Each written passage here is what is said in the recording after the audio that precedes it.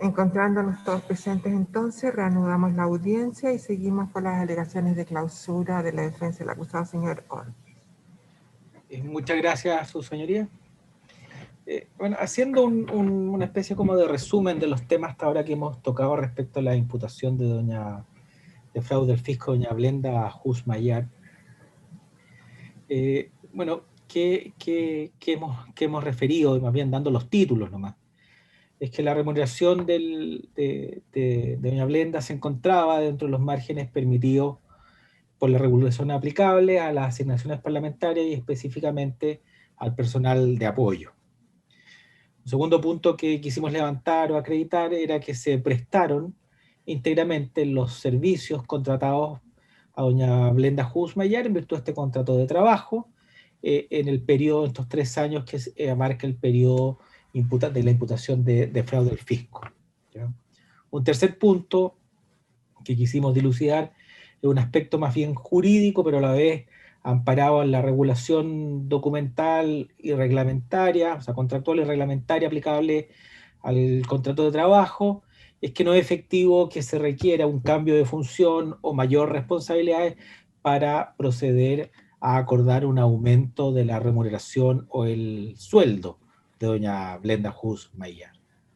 Otro punto que referimos fue que parte de los supuestamente dineros defraudados o de la motivación en cuanto al sentido de que mi representado, el acusado, hubiese aumentado el sueldo para disponer de mayor cantidad de recursos, no responden a esa realidad, sino que responden a una circunstancia distinta, que es el Consejo Resolutivo de Asignaciones Parlamentarias, disponiendo el reajuste para cada uno de los años en diciembre, para el año siguiente, de todo el personal, sea de planta, a contrata o con contrato de trabajo que presta servicio en general en el Senado, en el Congreso Nacional. Esto es aplicable para tanto la Cámara como el Senado. Después levantamos un punto que no es que hubiese existido un dolo o un ánimo de defraudar por el aumento de sueldo de la señora Hus en junio del 2013, sino que esto responde a una práctica que ya tenía mi representado en el sentido de que hubo otra ocasión, en el año 2010, en que se aumenta el sueldo de ella en una cantidad similar, en un 39% en esa oportunidad, y se encuentra eso debidamente acreditado. ¿Ya? Después analizamos en qué consistía previamente tal el fraude y hicimos ver estas diferencias o estas incongruencias que existen en la acusación, primero en sí misma entre el periodo abarcado, en estas dos formas de comisión de un fraude, para después tocar el tema del tiempo faltante o el otro tiempo entre que no es materia de la acusación, pero que la señora Hus Mayar prestó los servicios de idéntica condición de aquella que está siendo imputada como fraude al fisco. Después tratamos de acreditar mediante la corroboración con prueba ajena los dichos de mi representado en cuanto a que los fondos de su dieta eran administrados por doña Blenda Hus Mayar, y fue así como hicimos presente los antecedentes que existen para fijar las características de esta administración, desde cuándo se produce la administración y el manejo de los recursos. Y precisamente en ese punto estábamos, porque dentro de esta afirmación que ha hecho mi representado de que él le entregaba o le proveía los fondos, era que teníamos que tocar o tocamos el peritaje de don Leonardo Quintanilla, que a la vez se refería y nos abría la puerta a otro punto, o sea, cuánto es lo que efectivamente se aumentó el sueldo de la señora Hus Mayar en el periodo, pero después nos toca un segundo tema, que es que los fondos le eran efectivamente proveídos o entregados a la señora Hus o días antes o con posterioridad dentro de este sistema de ajuste, la cuenta interna que tenían ellos los días martes o miércoles, que eran los días que el senador iba a Valparaíso. En esta materia tenemos dos formas de verla y, en cuanto a la provisión de fondos y de los dos puntos de vista lo hemos analizado. ¿Ya? Primero, queremos analizarlo desde un punto de vista más específico y hacernos cargo de dos asuntos que han sido levantados específicamente en la acusación, que dicen relación con el supuesto uso de los dineros del sueldo de la señora Hus para el pago del colegio de las hijas de mi representado, y en segundo lugar, el uso de este sueldo para solventar ya los gastos directamente de su casa, mediante las transferencias de dinero realizadas por doña Blenda Hus Mayar a doña Ana Luisa Joan. Esos dos puntos son puntos que analizamos en detalle porque son dos puntos que están levantados como capítulos específicos en la acusación del Ministerio Público y que en esta parte no difiere mayormente del Consejo de Defensa del Estado. Su señoría, mi representado respecto ya al primer aspecto, lo que es el pago del Colegio Everest, en su declaración libre lo reconoce y dice efectivamente el pago del colegio era parte y formaba parte de uno de los ítems más importantes de lo que era la administración y la gestión de los recursos propios que hacía la señora Hus de la dieta del señor Orpiz, porque él refiere siempre que con mi dieta se pagaban principalmente dos asuntos, dos temas, digamos. Se pagaba el colegio de mis hijas y se le entregaba a mi señora una cifra mensual permanente de 2.500.000 pesos. ¿Ya? Para eso estaba destinado mi dieta. ¿Ya? De hecho, él lo dice y conociendo el carácter fungible del dinero, dice, puede ser que no sea importante, pero para mí siempre, y él lo refiere, era muy importante que mi dieta se gastaran en estas dos cosas, que era un tema de íntimamente familiar, por llamar de alguna manera, como son los gastos del hogar, de la casa habitación, y el pago del colegio de sus hijas. ¿Ya? ¿Qué antecedentes tenemos acerca de desde cuándo existe esta administración de recursos para el pago del colegio? No podemos sino llegar a la conclusión que se encuentra plenamente acreditado, que el pago, mediante, es decir, la administración de los recursos de la dieta para el pago del colegio, se produce ya con mucha anterioridad al periodo que es objeto o materia de la acusación. ¿Ya? Tengo que presente que la acusación señala que se aumenta el sueldo para que con ese sueldo, entre otras cosas, se pague el colegio Everest. ¿Ya? Por lo tanto, existiría una línea directa o relación entre el aumento de la remuneración y el pago del colegio. ¿Ya? La perito González, ¿ya? Concluye que en este periodo, por este concepto, habría pagado una cifra de algo alrededor de 7.400.000 pesos la señora Blenda Hus Mayar. ¿Ya?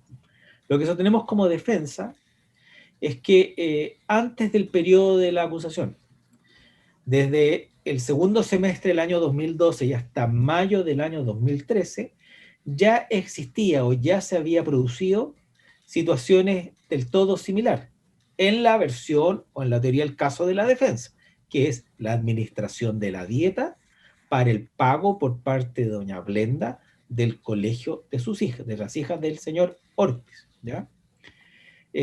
El señor Orpiz da cuenta o dice por qué, dice que había un reclamo en cuanto a la regularidad del pago de parte del colegio y fue por eso que ella toma en ese momento una gestión mucho más directa. ¿Ya? Durante los meses de julio, agosto, octubre y noviembre del 2012, se pagan, mediante la administración de recursos de Jaime Orpiz, por parte de doña Blenda, la cifra de 5.167.928 pesos, de julio a noviembre del 2012. Posteriormente, entre enero y junio del 2013, todo esto es un periodo anterior a la acusación, ¿ya? La cifra de 3.177.000. Después, efectivamente, continúa este sistema con una secuencia sin verse modificado en punto alguno por el aumento no de estos 960.000 pesos líquidos que recibe la señora Blenda Hus entre julio del 2013 y diciembre del 2013, que ahí es donde la señora Blenda Hus aparece pagando la cifra de 7.400.000. La prueba, que es la documental, más adelante me referiré, pero específicamente la documental 62 de la defensa, da cuenta que en todo este periodo, entre julio del año 2012 y diciembre del 2013, hay depósitos de cheques de don Jaime Orpiz en la cuenta de doña Blenda Hus por 11.195.000 pesos, 384 pesos. 11 millones y fracción. ¿Ya? ¿Por qué es importante? Porque con estos depósitos, con estos cheques que se giran desde la cuenta, queremos y acreditamos lo que él ya manifestó o sea, que independiente de cómo hubiese pagado el Senado la dieta, siempre se pagaba con mi dieta al colegio y lo que hacíamos simplemente era que ella me administraba los recursos. ¿Ya? Posteriormente, entre enero del 2014 a junio del 2015, se produce un sistema del todo similar. ¿Ya? Entre el año 2014, el monto de la colegiatura completa, o sea, todo el colegio Everest, ascendió a la suma de un poco más de 11 millones de pesos. ¿Ya? Durante el 2014, los documentos que referiré dan cuenta que mi representado depositó en la cuenta de doña Blenda Husmayar una cifra cercana a los 21 millones de pesos, a 20.980.000 pesos. ¿Ya? Por lo tanto, inclusive también en el año siguiente, o sea, el último periodo que es objeto en cuanto a la determinación de perjuicios relativas con el colegio Everest, que es enero a julio del 2015, la imputación o los antecedentes que hay dan cuenta de que doña Blenda Hus pagó mediante esta administración 4.189.000 pesos al colegio Everest. Por otro lado, los documentos depositados en ese periodo por parte de Jaime Orpiz en la cuenta de doña Blenda Hus son 7.700.000 pesos y fracción. ¿Ya? Estos documentos, su señoría, y estas conclusiones uno las puede sacar fácilmente si analiza la documental 537 incorporada el 2 de septiembre del 2019, que es la planilla Excel de las transferencias enviadas y recibidas desde la cuenta de la señora Blenda Hus Mayar en el Banco de Chile desde enero del 2009 a diciembre del 2013, la documental 537, que ahí se da cuenta cómo los dineros en ese periodo eran transferidos, que venían de la dieta hacia el colegio, y el detalle y la forma de pago del colegio es la documental 747, que es una planilla Excel de los pagos del colegio Everest. 747. 747, que da cuenta de cómo se pagaron el colegio entre el año 2009 y 2015. Las cartolas, por otro lado, de doña Blenda Hus, están en la prueba 552A, que son también del año 2013 a 2016, y los cheques, que son los dineros, o sea, cheques pagados contra la cuenta corriente de Jaime Orpiz y depositados en la cuenta de doña Blenda Hus, en general, es toda la prueba documental de la defensa, número 62, que son un largo listado de cheques. Un segundo aspecto que toca puntualmente la acusación dice relación con las transferencias a doña Ana Luisa Joan. Mi representado ya manifestó que este era un tema de los que más le había afectado durante todo el conjunto de la acusación. ¿Y qué es lo que dice la acusación? Para que tengamos claro, porque a diferencia del colegio, que es un largo periodo de tiempo, en el caso de doña Ana Luisa, las transferencias, es decir, supuesta apropiación de recursos del sueldo del sobresueldo de doña Blenda Hus para solventar los gastos del señor Orpiz, se limitan solamente a dos, ¿ya? Uno realizado en junio del 2013 y otro realizado en junio del 2013, perdón, por la suma de 2.500.000 pesos, el 21 de mayo, perdón, 21 de junio del 2013 por la suma de 2.500.000 pesos. Y el segundo es un depósito realizado el 2 de junio del 2015 por la suma de 1.250.000 pesos. Esos son los detalles que están en este listado que aparece en la acusación y que además calzan con la explicación o lo que nos refirió la perito González, que del total de los dineros del sobresueldo recibido en la imputación del Ministerio Público de la señora Hus, la suma total de 3.750.000 pesos fueron transferidos a la cuenta de doña Ana Luisa, ¿ya? Su señoría, la tesis de la defensa es que se encuentra absoluta y totalmente acreditado que el origen de esas transferencias, ambas, corresponde a la dieta parlamentaria, es decir, de la remuneración o contraprestación recibida por mi representado en su calidad de senador. Vamos primero a la primera transferencia. La transferencia es del día 21 de junio del 2013. El día 20 de junio del 2013, el día anterior, se deposita en la cuenta de doña Blenda Hus, la cuenta número, la misma que ya hemos referido, 171-48069-04, 171-48069-04, se deposita en su cuenta el cheque número 1483-59-4304.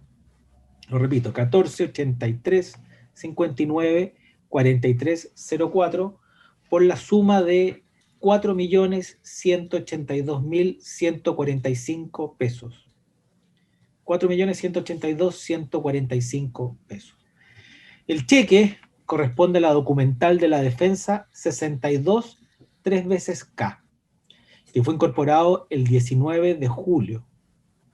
Perdón, no, de fecha 19 de julio del 2013. ¿Ya?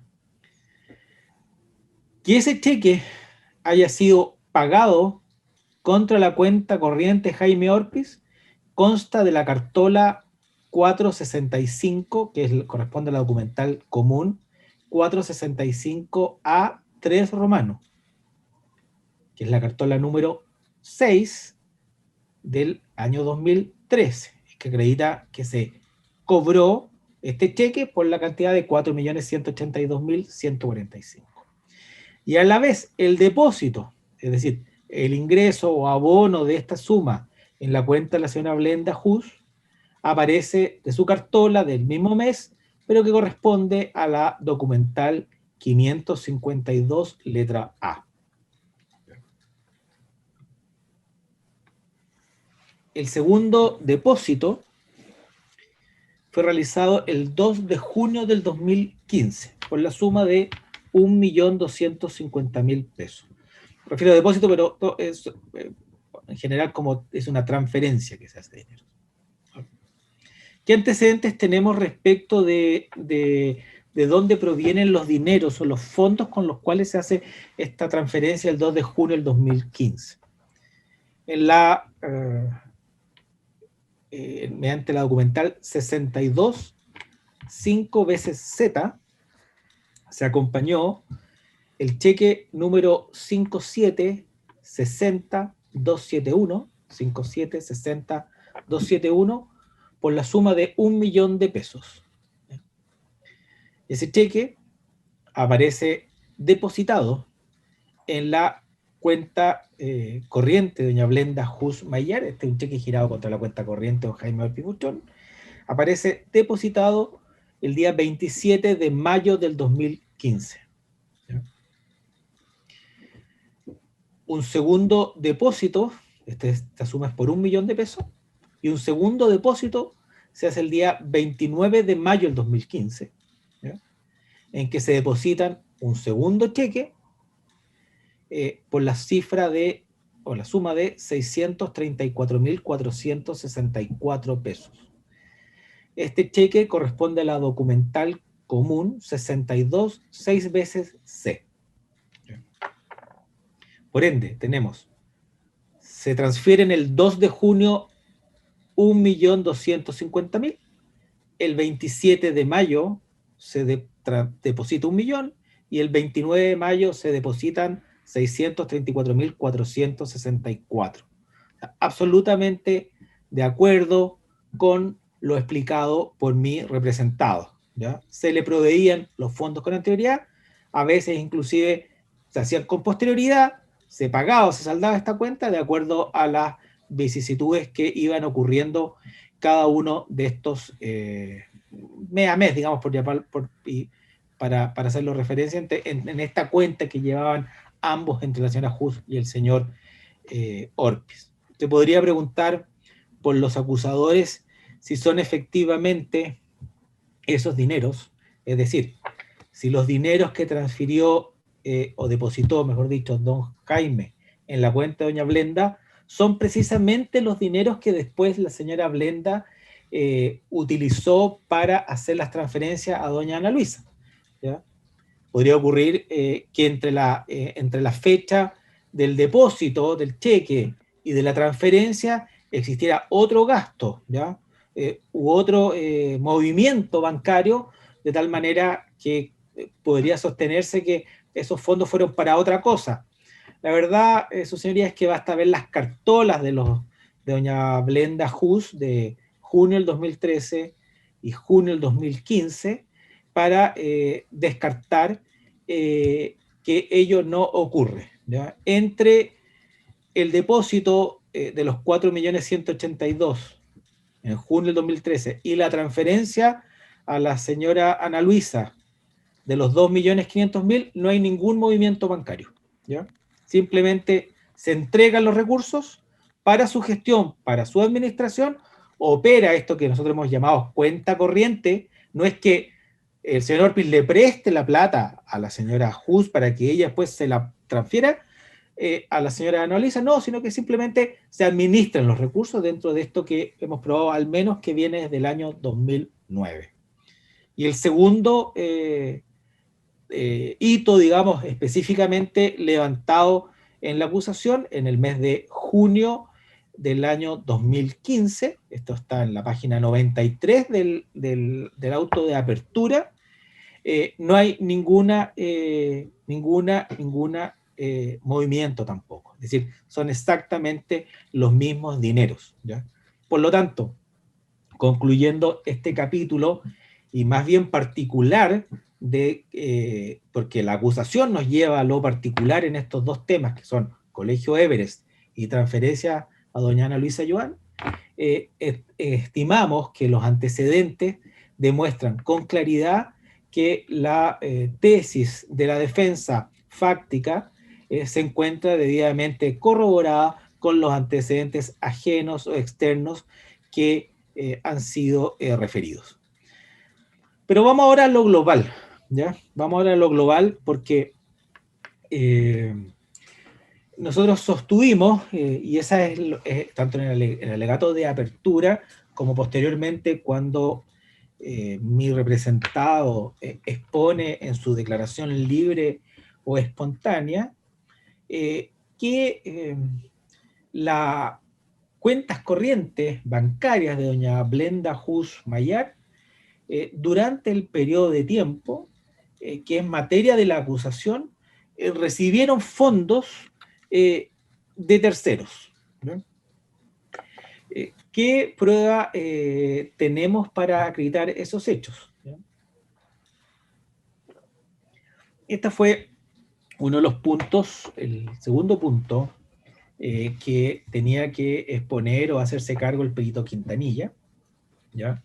Y él refiere que él tuvo a la vista las cuentas corrientes del Banco de Chile, señora Hus, y que lo primero, dice, me doy cuenta que existen varios origen de recursos, ¿no?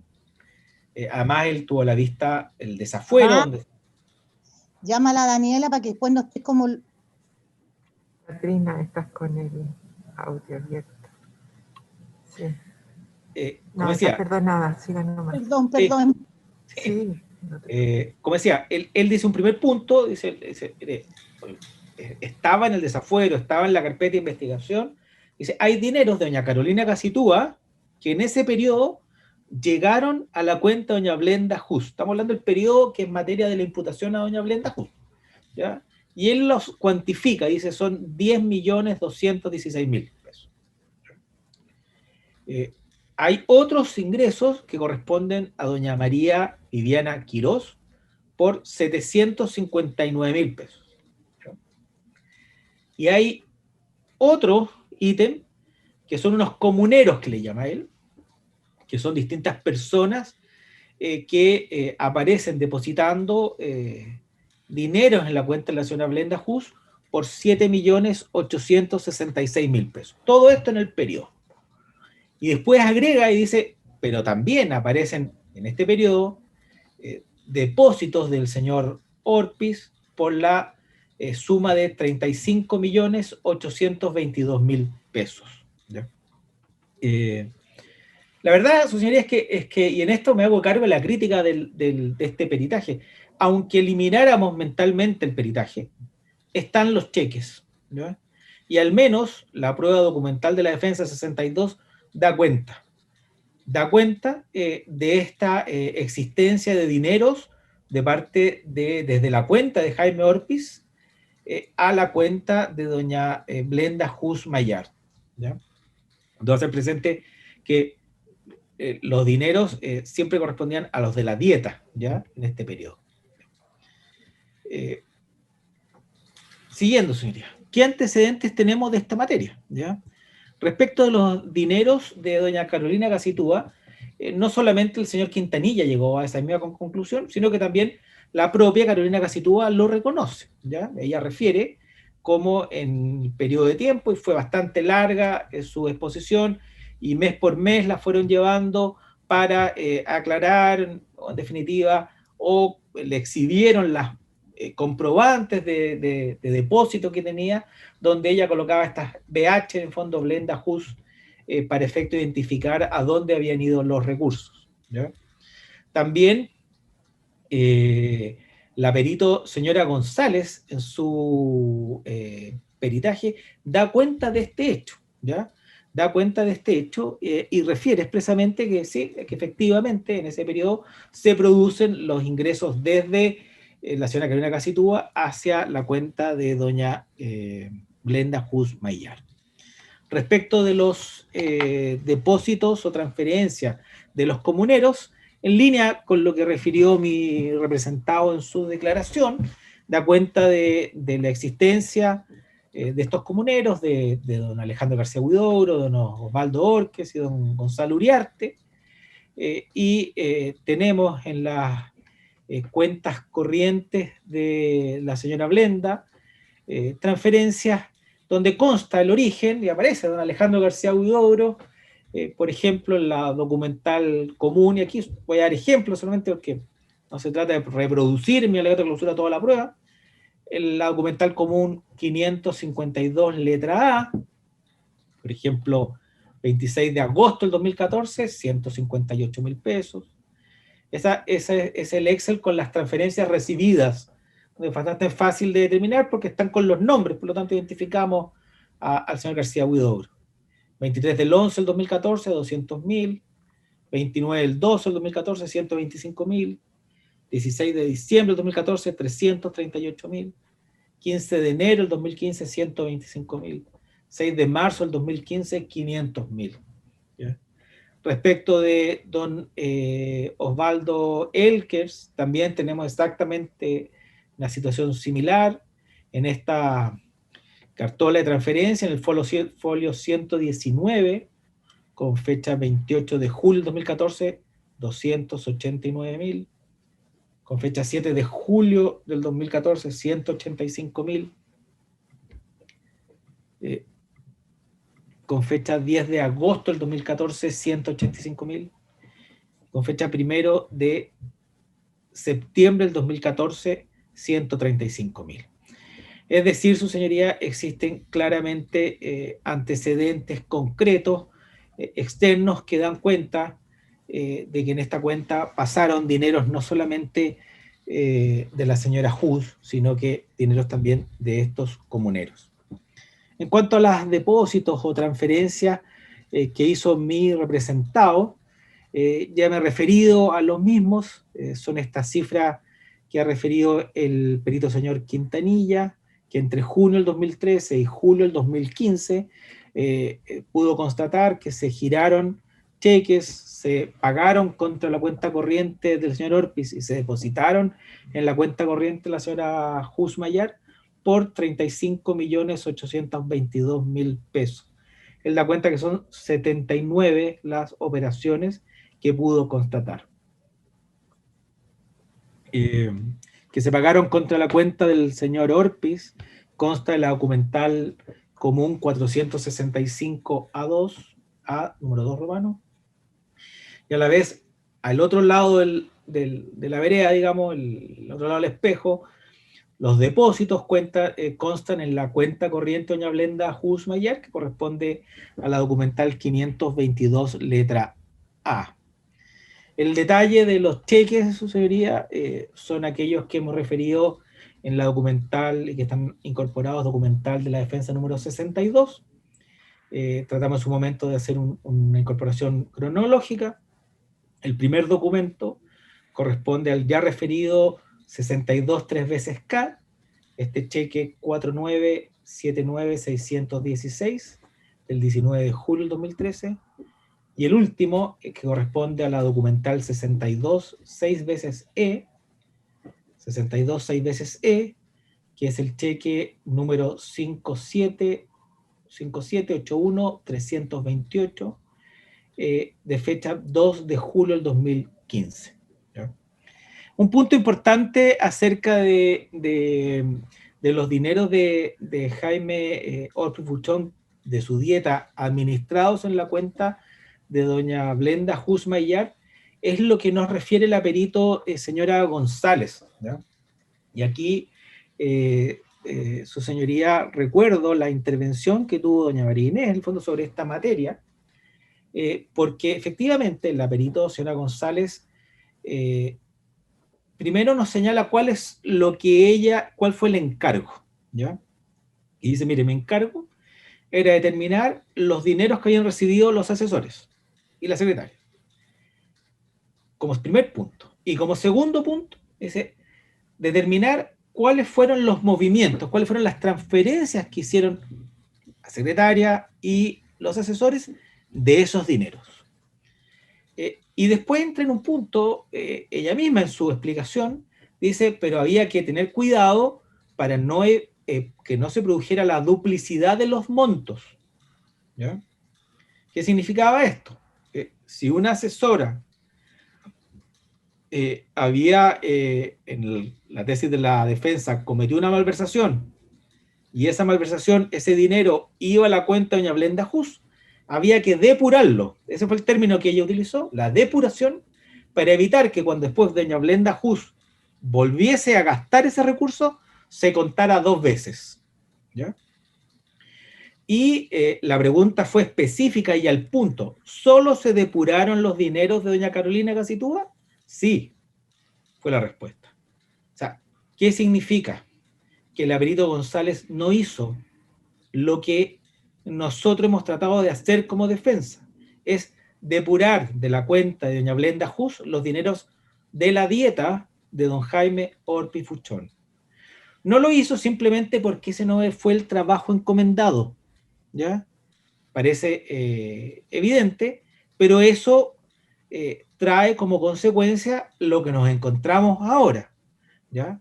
Que el acusado señala, pero estos dineros que ella me administraba, yo se los pagaba, si eran con posterioridad, o se los anticipaba, dependiendo cómo fuéramos semana tras semana, ¿ya?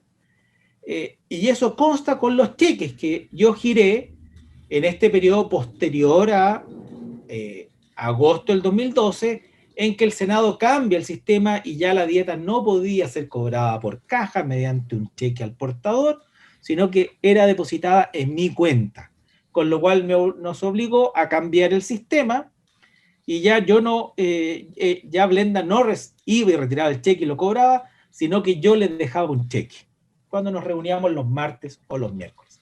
Esa operación, que es trascendental para acreditar un supuesto fáctico de la defensa, no fue hecha por la perito, ¿ya? Pero de todas maneras se encuentra debidamente acreditada, como referido, por la aclaración del señor Quintanilla, ¿ya? Que en este punto solo sumó cheques, nada más, ¿ya? No fue otro procedimiento contable, científico, no, sumar cheques. Cosa que, si lo elimináramos, reitero, mentalmente, cualquiera de nosotros podría hacer, ¿ya? Lo otro que tuvo a la vista fueron las cartolas, que también están acompañadas al juicio, ¿ya? Para buscar cada uno de los cheques, dónde aparece cargada una cartola y dónde aparece abonado en la otra cartola. Su señoría, y ya a modo de conclusión respecto de la acusación de autoría del delito de fraude al fisco respecto de doña Blenda Hus Maillard. Solicitamos como defensa la absolución de la acusación de autoría del delito de fraude al fisco. No ha existido fraude alguno, no ha existido sustracción de dinero ni de recursos públicos. Todos los antecedentes fácticos que hemos expuesto en el alegato de apertura y ha referido posteriormente mi representado en su exposición libre, todos ellos pueden ser corroborados y contrastados con los diversos medios de prueba que se han producido durante el juicio. La remuneración de doña Blenda Hus Maillard se encuentra siempre dentro de los límites o montos permitidos por la regulación aplicable a este tipo de asesoría de personal de apoyo. Todos los servicios durante todo el periodo objeto de la acusación de fraude, todo este periodo, los servicios por parte de doña Blenda Hus se prestaron.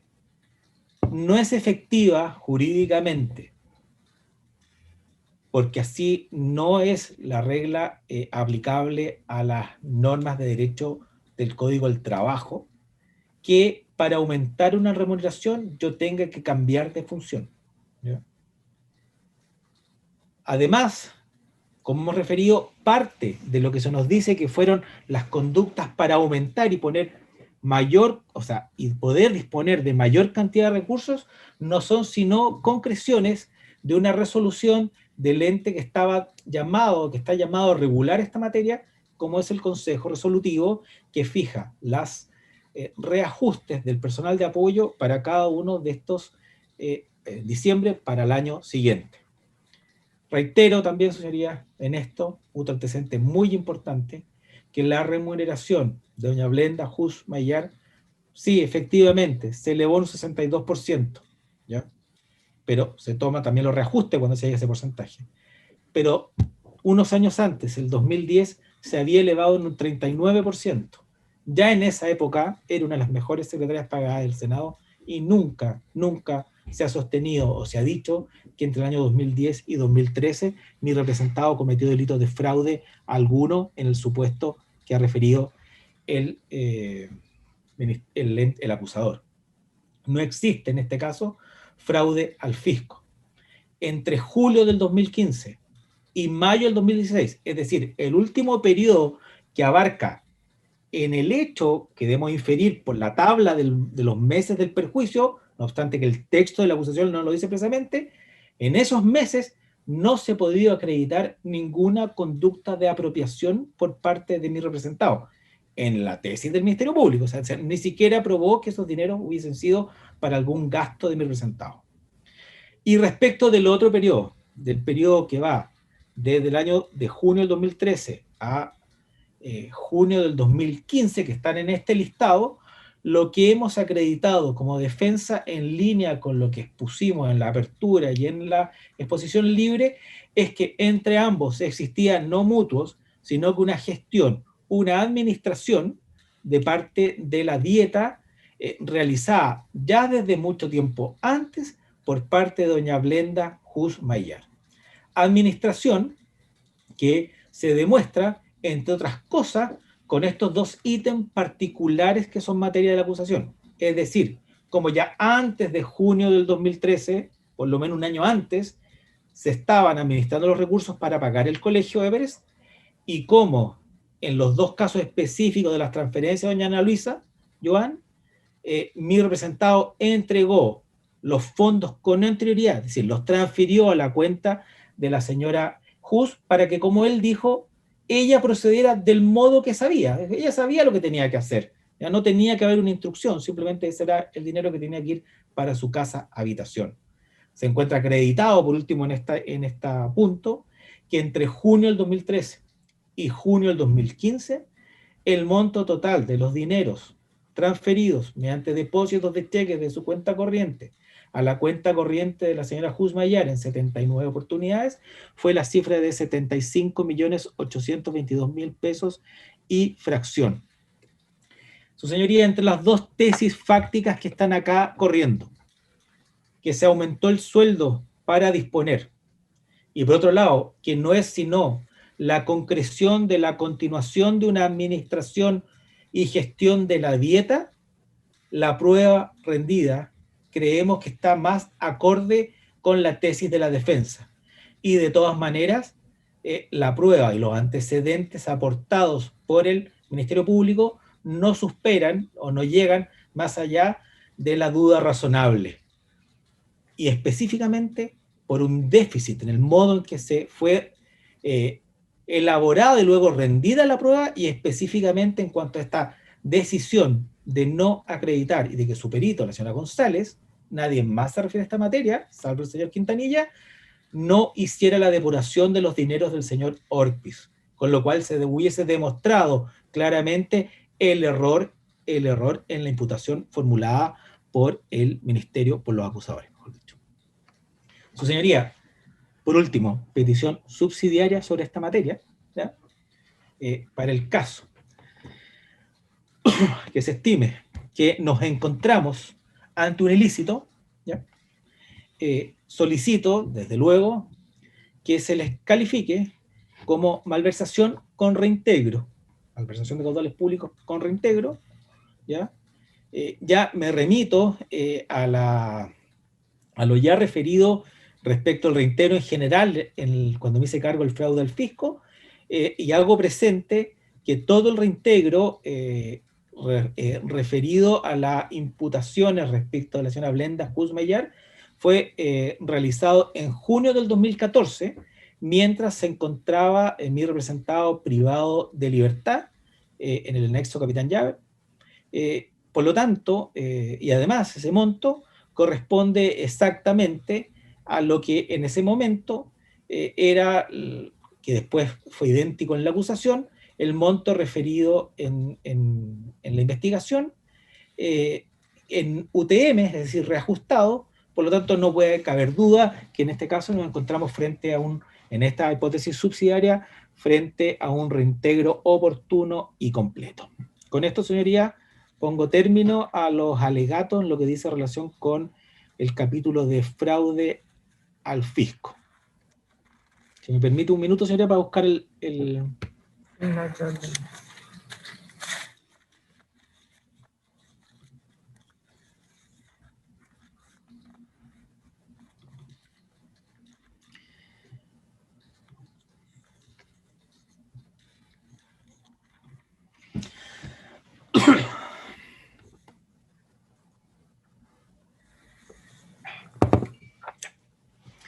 último capítulo, su señoría, sus señorías, que nos toca analizar, y que pareciese, como ya lo referió, que el juicio fue solo de este capítulo, es el tema del cohecho. Obviamente un capítulo extenso, largo, pero quiero hacer algunas precisiones o solicitudes antes de entrar a lo que el análisis en general de este tema. Primero, su señoría, quiero evitar o llamar al tribunal o invitar al tribunal a evitar caer en la falacia de la muestra sesgada, que se llama. Es decir, de esta generalización apresurada, ¿ya? Esto resulta especialmente importante en el delito de cohecho, ya que atendido que hay 2 imputados, se ha caído, a mi juicio gravemente y reiteradamente, en las generalizaciones, ¿ya? Estas generalizaciones que buscan confundir, yo creo, al tribunal, ¿no? Las imputaciones en esta materia respecto de los coacusados, señor Orpiz y señor Isasi, no son idénticas. Cada uno tiene su particularidad, cada uno tiene sus antecedentes de cargo y su defensa, y cada situación debe ser ponderada, evidentemente, de acuerdo a sus propios antecedentes producidos durante el juicio. De eso se trata, evitar la muestra sesgada, ¿ya? Simplemente de caer en una generalización.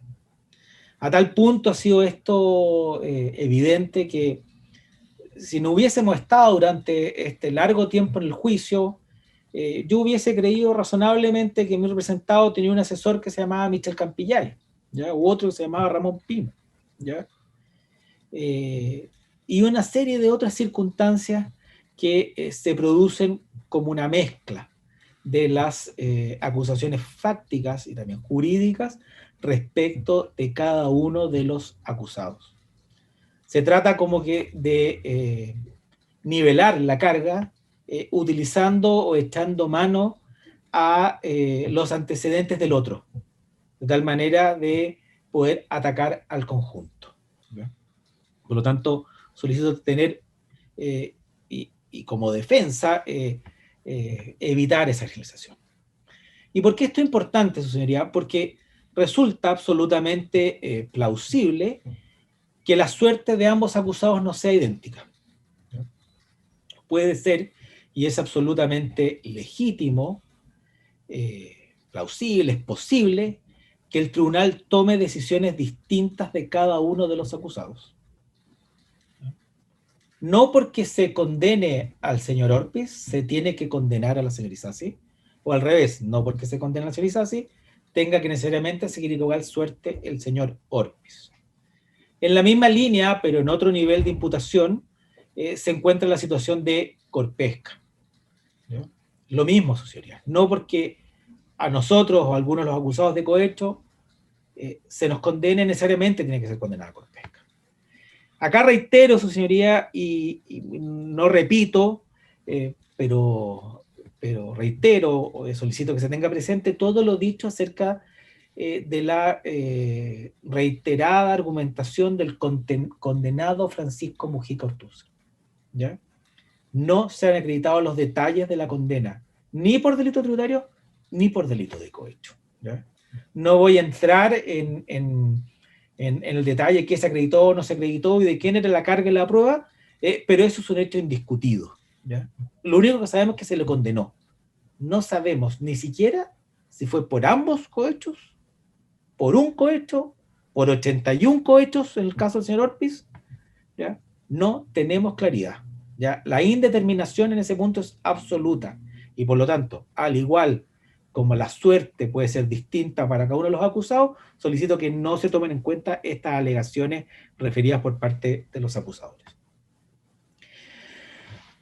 Después, su señoría, también me quiero hacer cargo en esta parte como de preámbulo de una circunstancia bastante especial que ha ocurrido durante los alegatos de clausura. No sé cómo llamarla salvo los silencios del acusador, ¿ya? Los silencios del acusador consiste en no hacerse cargo de los argumentos. Puede ser por un problema de tiempo, por un problema de estrategia, de litigación, pero simplemente los argumentos de las defensas no existen, ¿ya? No escuchamos nunca en la exposición de mis contradictores hacerse cargo de qué manera Jaime Orpiz Buchón favoreció a la empresa Corpesca, representó sus intereses con la indicación que puso fin a la pesca de investigación con fines comerciales. no es que ellos se hayan hecho cargo, no, ¿por qué es este silencio? Es simplemente como que no existiese, ¿ya? Esto es un tema importante, su señoría, porque nosotros creemos que este silencio deliberado de parte de mis contradictores tiene se puede ser leído solamente de dos formas. O no hay explicación en la teoría del caso de ellos, ¿ya? Con lo cual se opta por la omisión y no enfrentar el problema, o esa es una interpretación más favorable para nosotros, o una interpretación bastante más, por llamarla de mayor ego, digamos, decir, ¿sabe qué? Es que es tan malo el argumento que no me hago cargo, ¿ya? No sirve, ¿ya? Acá este silencio de los acusadores no coincide o no calza con este ajuste que se ha tenido por parte de ellos durante toda esta investigación y luego juicio de los cargos, ¿ya? Ya dijimos en la apertura que entre el desafuero y las formalizaciones existió un cambio en la imputación de cohecho, ¿ya? No han sido los acusadores, unos acusadores pasivos que no le han dado tiempo a analizar las defensas de los acusados. No, se ocuparon, su señoría, de este tema, ¿ya? Y precisamente los argumentos de la defensa los llevaron a nuestro juicio a cambiar radicalmente la tesis del delito de cohecho entre los desafueros y las acusaciones. A tal punto después se llevó esto que conocedores claramente de lo que en nuestro juicio fue un error jurídico de haber establecido como que si fuera cohecho, el cohecho por la función, más adelante me referiré a esta materia, cambian ahora en el alegato de clausura y escuchamos, yo creo que mínimo 100 veces la frase de tener interés, no revelarlo, interés general por sobre el particular, ¿ya? Ya no se trata de un acto concreto el delito de cohecho, de que el señor Mujica o Corpesca compren un acto, sino que simplemente una infracción de los deberes de mi cargo como funcionario, ¿ya? Ese hecho, este cambio que ha habido en la posición, más adelante me referiré, pero esto es lo más importante que ocurrió durante, yo creo que en general este proceso, ¿ya? Porque lo llevó a alterar y modificar sustancialmente este punto, ¿ya? Si vemos, su señoría, el desafuero del señor Orpiz, que es la documental 1108, vemos que a él se le desaforó por cohecho el 248, ¿ya? Y además por el 248 bis, para ser completo y no digan que soy parcial, ¿ya? Pero después la defensa, tanto el desafuero, alegue y empieza a levantar este tema de sabe que yo actué siempre en contra del interés de Corpesca, ¿ya? Entonces, frente a esta realidad de que el acusador no podría acreditar que se había comprado un acto determinado, después voy a referir a estas exigencias doctrinales y legales de acto preciso y determinado, modifica y ya el cohecho no es un acuerdo sinalagmático, no es algo a cambio de algo, sino que es simplemente una infracción de los deberes del cargo. Tenía interés, no se inhabilitó, no lo reveló, actuó de esta otra manera, ¿ya? Y eso pasa a ser el núcleo del cohecho, ¿ya? Y a tal punto los llevó, su señoría, a tener que cambiar la tesis del cohecho, que si vemos el primer desafuero y lo comparamos con la acusación, nos encontramos que en el primer desafuero no hay ninguna referencia a estas leyes, por llamarlas de alguna manera, extrañas, ¿ya? Y en este punto también el Ministerio Público guardó absoluto silencio sobre la materia, salvo dos leyes, ¿no? Porque como ya el delito de cohecho en la tesis del Ministerio Público no es algo sinalagmático, no es compre un acto, sino que simplemente incumples un deber, los obliga a agregar en la acusación una serie de leyes que tienen alguna relación con la pesca. ¿Ya? Estas leyes, para catalogar de alguna manera, no puedo sino que denominar las leyes extrañas, porque son extrañas a la actividad de Corpesca, ¿ya? Y el Ministerio Público, inteligentemente a mi juicio, dice, ¿sabe qué? No me voy a referir a todas, voy a referir a dos nomás. Y habla de las concesiones de acuicultura y el registro de la pesca artesanal. Y da una explicación, dice, es que no quiero aburrir al tribunal con el resto de la explicación de estas leyes extrañas a Corpesca. Señoría, como defensa, todavía estamos esperando que nos expliquen qué tiene que ver Corpesca con la pesca en la Antártida, con la pesca de cetáceos o la caza de cetáceos, o con la pesca de los artesanales de la región de los ríos. Es más, señoría, acreditamos durante el juicio que ni siquiera en este listado de leyes relacionadas con la pesca fueron totalmente diligentes porque se les pasaron algunas leyes. Y nosotros las agregamos como nuestra teoría del caso. ¿Ya? ¿Por qué? Reitero, toda la defensa provocó un cambio de la estrategia del cohecho y el cambio de la estrategia del cohecho los llevó a tener que interpretar el cohecho de una manera distinta como siempre se ha interpretado. ¿Ya? Y esa interpretación los obligó a tener que incluir en la acusación estas leyes extrañas. Su señoría, además también, y aquí algo que en general uno podría caer y cada vez en la litigación, porque yo podría decir irónicamente, burlonamente o sarcásticamente que tienen que ver las ballenas, en el fondo, con Corpesca. ¿Ya? Y eso es lo que nos ocurrió a nosotros.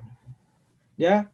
Y el Ministerio Público, sarcásticamente, dice, todavía estoy buscando quién dice o dónde explican por qué es importante en qué se gastaron los dineros que eran las donaciones políticas de Corpesca. ¿Ya?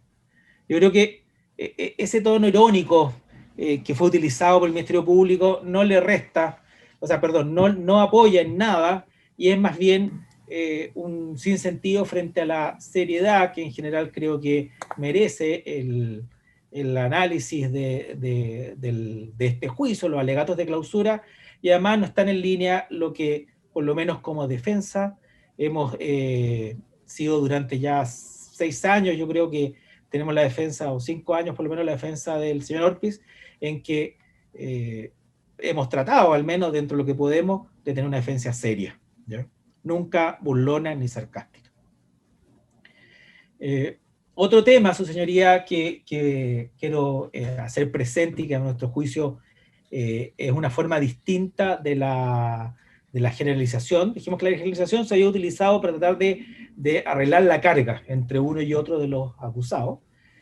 Pero eso de la generalización en lo fáctico también se utilizó en lo jurídico.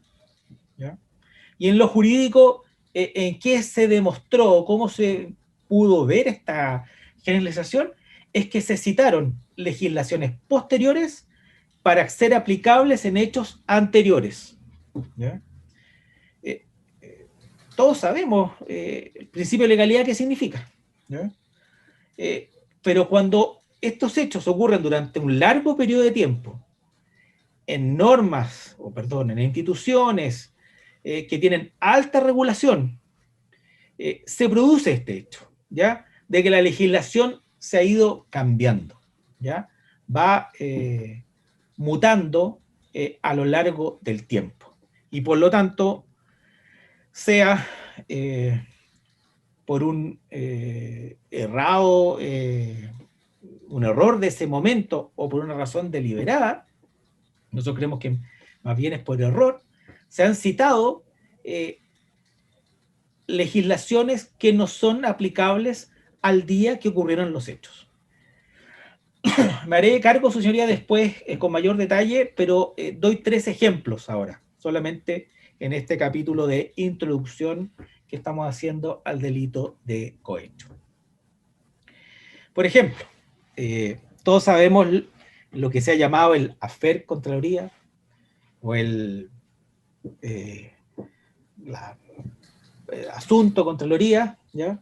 Nosotros, señoría, no le llamamos afer Contraloría ni asunto Contraloría, sino que nosotros le llamamos la etapa primera, derivada de la crisis del Jurel, que abarca del año 2007 al 2010, e incluye actividades políticas y administrativas y legislativas. Y eso me referiré más adelante. La etapa 1 de los hechos que se están siendo investigados. Pues bien, se habla de esta afer Contraloría y se señala expresamente que esto sería un acto propio del cargo, porque esta es una gran discusión que siempre ha habido,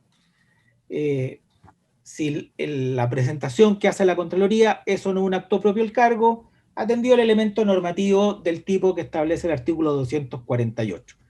Me responden, no, es que no se necesita que sea acto propio porque es del 248 bis, calificado por la infracción a los deberes del cargo. ¿Ya? Pero ¿qué es lo importante, señoría? Para señalar o argumentar que es un acto propio del cargo, ¿ya?, se refieren a la ley 1050.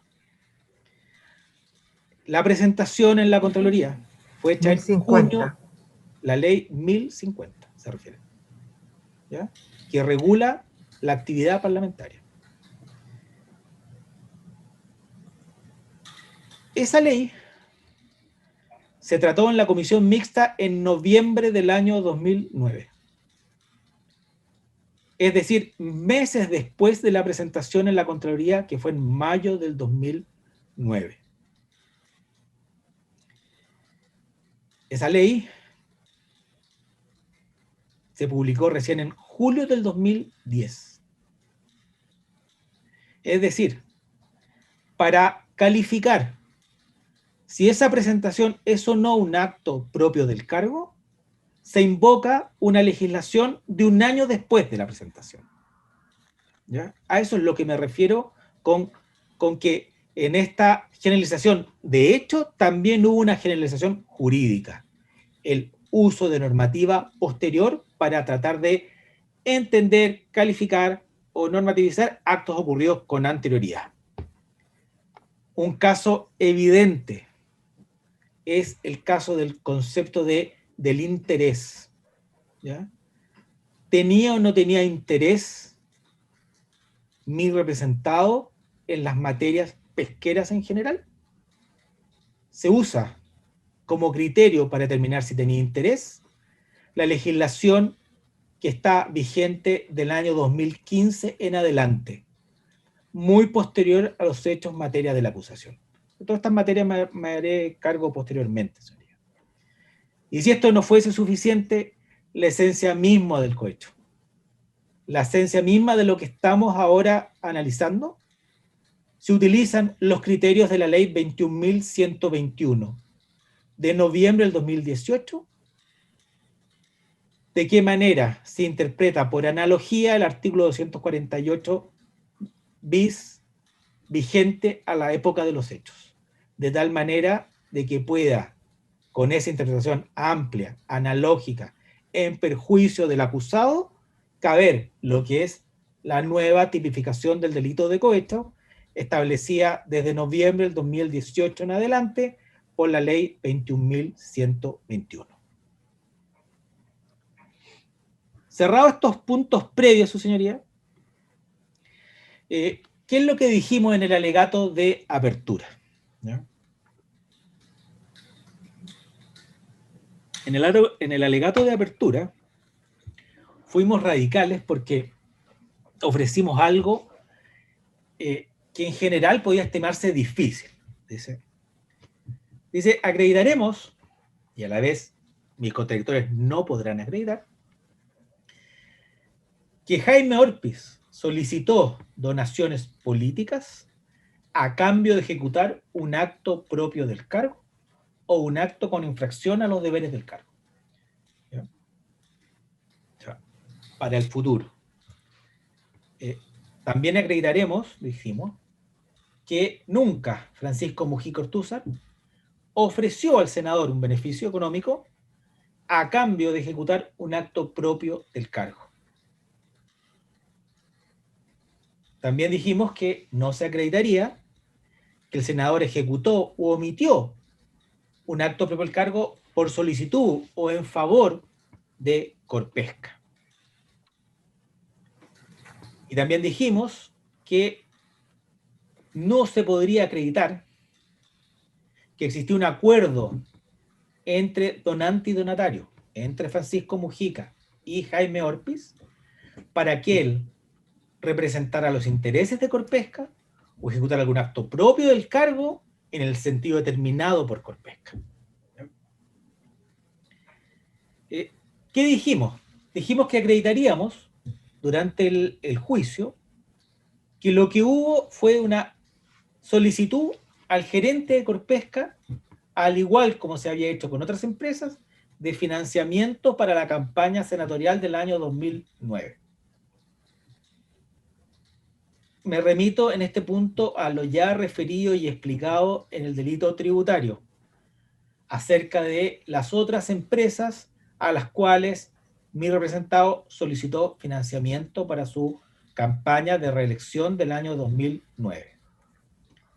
Dijimos que acreditaríamos que los gastos se efectuaban o estaban en línea con la pre-campaña, hoy día regulada por ley, los gastos de campaña propiamente tal, y lo producido con posterioridad, que eran las deudas de campaña, ¿ya? Deudas bancarias, que es un hecho no discutido por ninguno de los intervinientes. Existieron deudas y esas deudas bancarias fueron pagadas. ¿Y con qué fueron pagadas? Con los dineros de las donaciones políticas realizadas por Corpesca. Y señalamos, y volvemos sobre el punto, que todos estos dineros tenían por fin un financiamiento de actividades políticas, pero en ningún caso la compra de un acto.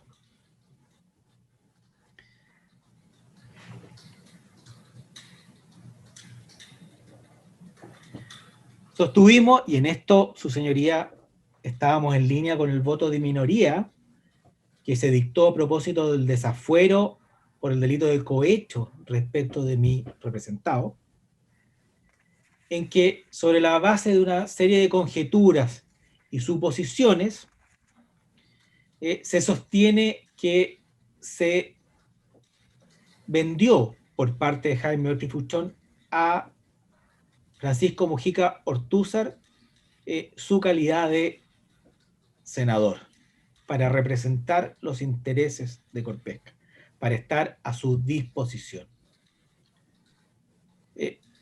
Lo que sostuvimos es que no porque durante este periodo las donaciones con fines políticos se fueron espaciando en el tiempo, es que haya existido un acuerdo que esto diga relación con los actos que fueron materia del juicio. La tesis alternativa de la defensa, y que intentamos acreditar durante el juicio, y que son los puntos que nos referiremos en cuanto a la teoría fáctica, divide los hechos, su señoría, en tres periodos, ¿ya? Un primer periodo en que mi representado asume la representación popular de su región e intenta solucionar las consecuencias de la denominada crisis del Jurel. En este periodo nos encontramos con proyectos de ley del año 2007, la presentación a la Contraloría del año 2009,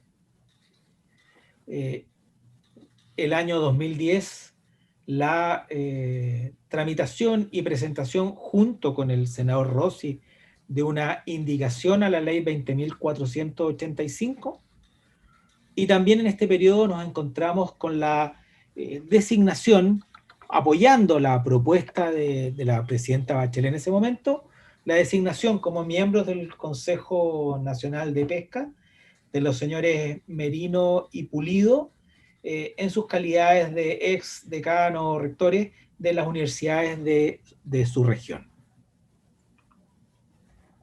En este periodo, lo que ha existido es que existe un problema, es un problema evidente, un problema acreditado totalmente, que hemos denominado para efecto del juicio crisis del Jurel, y que llevó a que todas las autoridades políticas y todas las autoridades legislativas intentaron, por distintas formas que referiré, darle una solución a esta situación.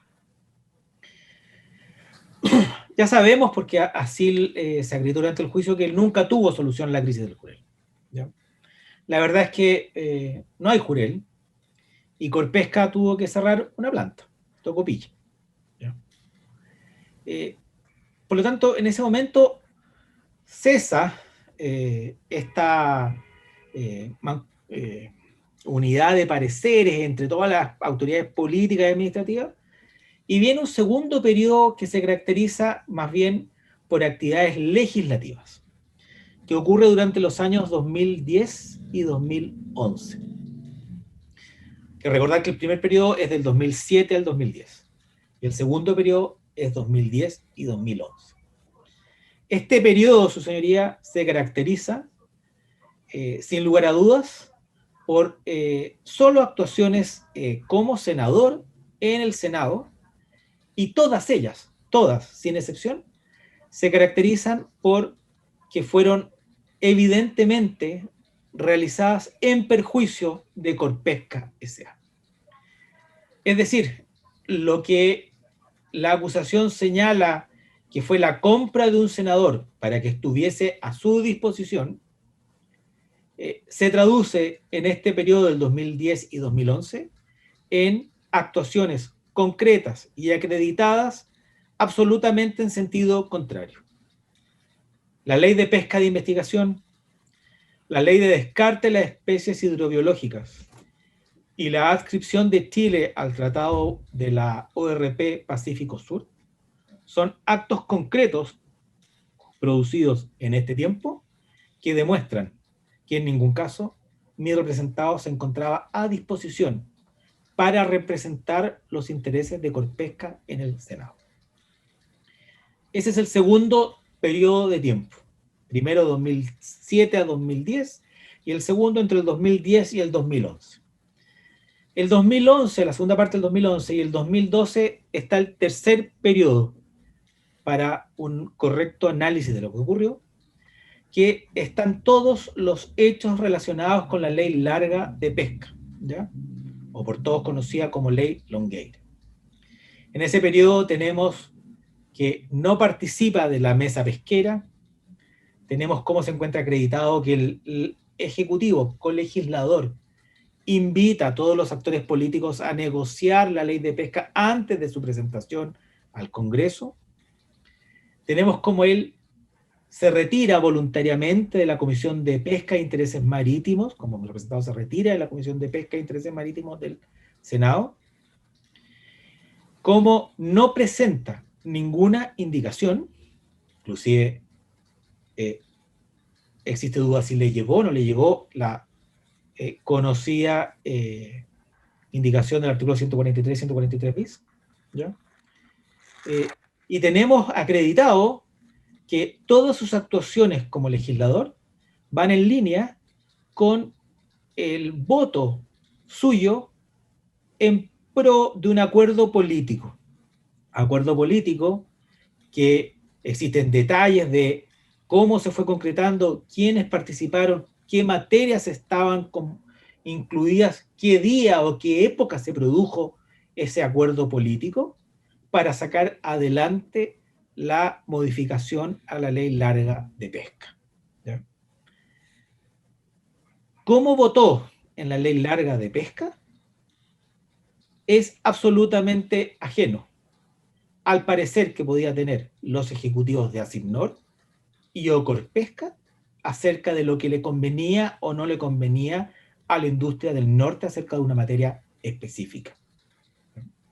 Esos son los tres capítulos y los tres hitos fácticos que solicito a su señoría tener presente y que desarrollaré con mayor detalle. Jurídicamente, su señoría, ¿cuáles son los argumentos que hemos esgrimido? ¿Ya?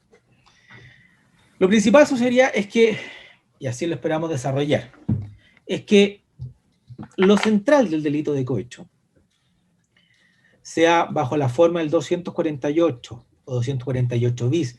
Y aquí solicito especialmente tener presente que todo el análisis que será en base a la legislación vigente a primer semestre del año 2009 y no la legislación actual, ¿ya?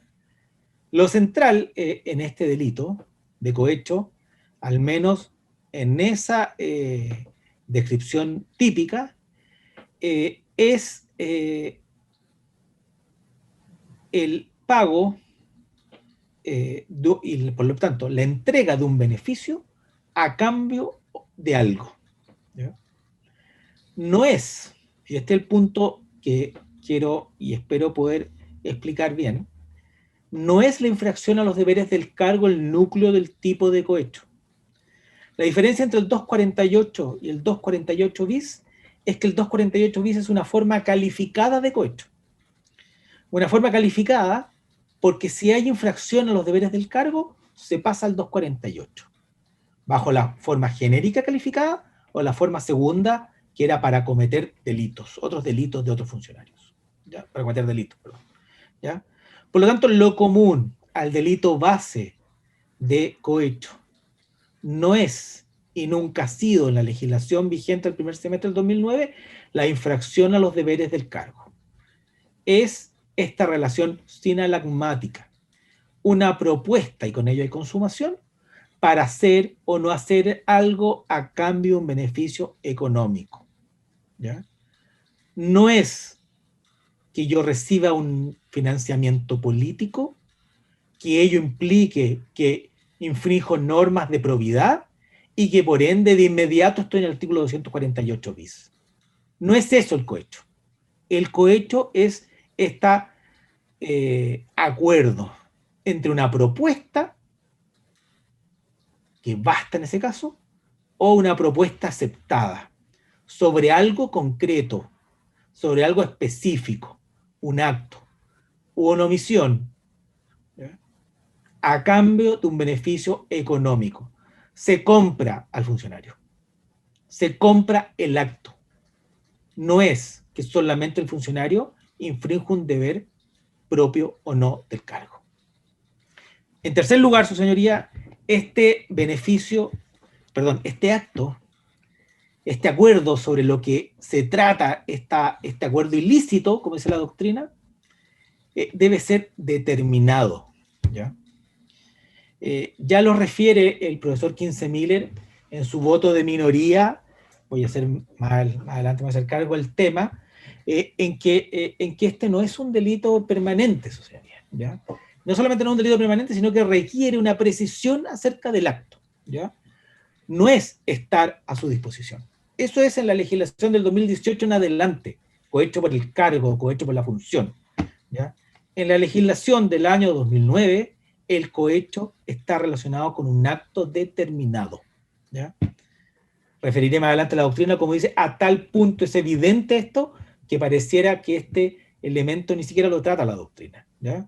Pero me haré cargo sobre la materia y no existe ninguna duda, nadie duda, o sea, existe unanimidad que el acto en la legislación al primer semestre del 2009 tiene que estar determinado.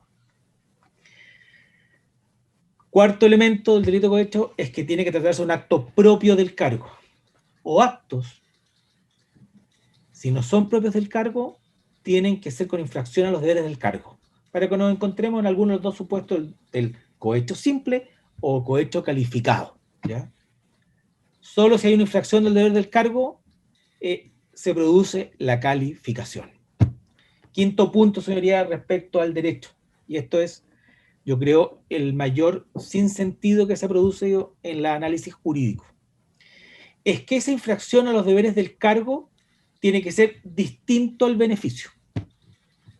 El beneficio, es decir, lo que el funcionario va a recibir o solicita, es un elemento del tipo distinto a la infracción de los deberes del cargo.